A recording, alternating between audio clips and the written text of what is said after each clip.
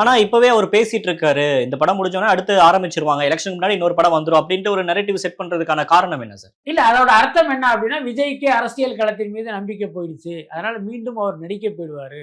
இங்க பாருங்க, தமிழ்நாட்டு மக்கள் மீது அக்கறை இல்லாம, தான் பொழப்ப பார்க்க போற இவருக்கா நீங்க ஓட்டு போட போறீங்க அப்படின்னு அப்படி மக்களை குழப்புகிற ஒரு விஷயம் தான். எனக்கு தெரிந்து இந்த வதந்திக்கு பின்னால் நிச்சயமாக திமுகவுடைய இணைய கூலிப்படை இருக்கும் அப்படின்னு தான் நான் நினைக்கிறேன். ஏன்னா, இந்த மாதிரியான வதந்தியை ஒரு அதிமுக தரப்பில் இருந்தா, மற்ற தரப்பில் இருந்தா கிளப்பி விடுவதற்கு வாய்ப்புள்ள. என்ன காரணம், விஜயின் வருகை திமுகவுக்கு தான் இன்னைக்கு ஒரு மிகப்பெரிய பதட்டத்தையும் பயத்தையும் கொடுத்திருக்கு.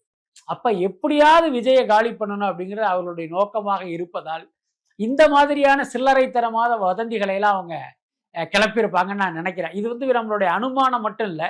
அந்த யூடியூப்ல பேசிக்கிட்டு இருக்கிற அந்த நபர்கள், இந்த மாதிரியான கட்டுக்கதைகளை அவிழ்த்து விடுகிற நபர்கள் யார் அப்படின்னு பார்த்தீங்கன்னா, அவர்கள் ஏதோ ஒரு வகையில் திமுகவுடைய தொடர்புடையவர்களா இருக்கிறாங்கிறத நம்மளால புரிஞ்சுக்க முடியும்.